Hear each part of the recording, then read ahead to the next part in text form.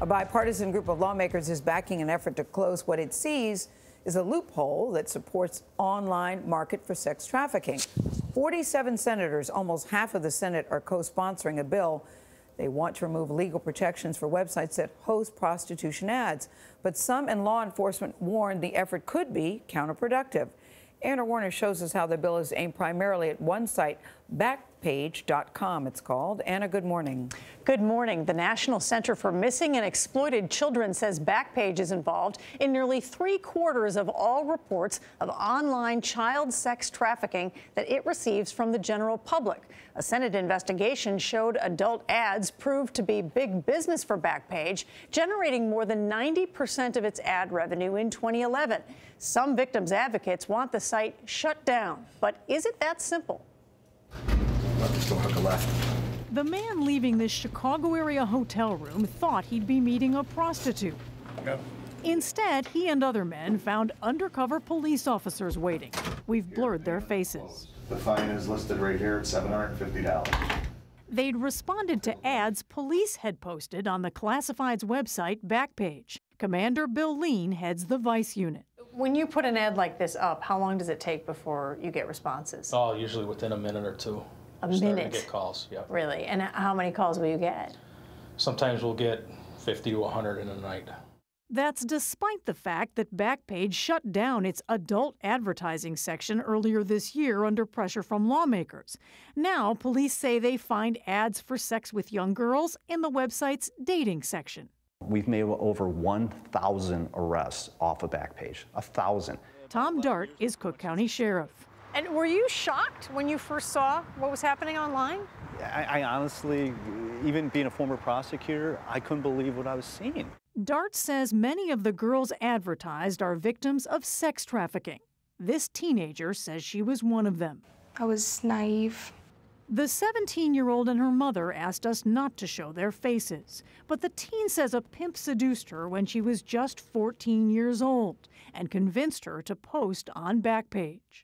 There's like hundreds of guys responding to the ad. Hundreds of guys? Mm-hmm. She says the pimp told her to book appointments with men, then send him the money. On a good day, I would make like 1,000. And how many guys on average would that be for a good day? Like 4. It's kind of like you were working as a sex slave. Yeah.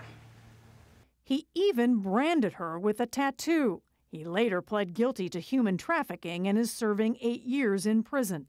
And she's now filed a lawsuit accusing Backpage of negligence, among other allegations. What do you think Backpage.com's role in all of this is, or responsibility is?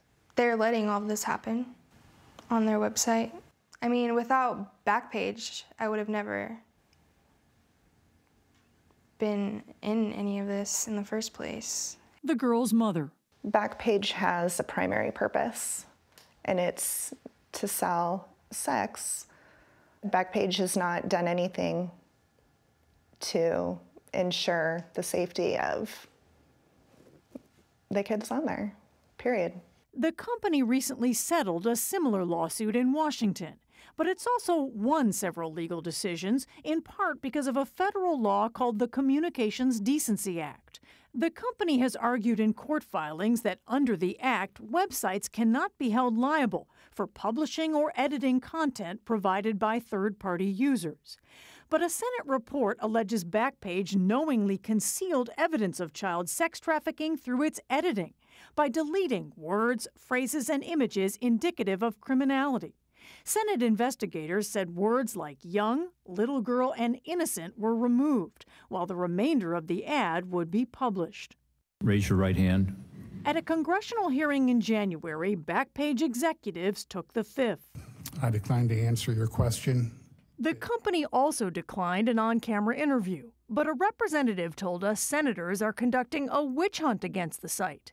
Backpage says it cooperates with police departments to help find victims. And some police, like Minneapolis Sergeant Grant Snyder, a sex trafficking investigator, agree. In some cases, we just tell them we've got a victim out there and we need to recover this individual, and they respond very rapidly to that. Snyder also agrees with Backpage that if ads aren't on their site, they'll pop up somewhere else, on sites that may not be as helpful to police. I think that if we eliminated Backpage today, you would see the same level of commercial exploitation occurring in other venues. But Sheriff Dart doesn't buy the argument. Well, I would hope our bar would be a lot higher than that, that your entire logic behind it is like, well, it could be just really, really worse, so just allow this to continue to go on. Sheriff Dart pressured credit card companies to stop doing business with the site. Backpage is now suing him for that, saying it violated the First Amendment and the Communications Decency Act. A Senate committee last week approved legislation that would revise the Communications Decency Law to specify that it doesn't provide protection for sex trafficking. The bill now heads to the full Senate for consideration. So we'll hear more on that. Sex trafficking, a big problem, a bigger problem than many people realize in this country. Yes. This is an important Is this bill likely to pass? Well, the internet groups dropped their opposition, which I think was a big hurdle, after they made some changes in the bill. So that would seem to increase the likelihood that it would pass. Nice to see some bipartisanship, though, in Washington on some issues. Thank you, Anna. Thank you, Anna. Today on our CBS This Morning podcast, you can hear the story behind the Backpage investigation. Learn why Anna and her producers started looking into Backpage in the first place and how this story developed. You can hear our podcast on iTunes and Apple's podcast app.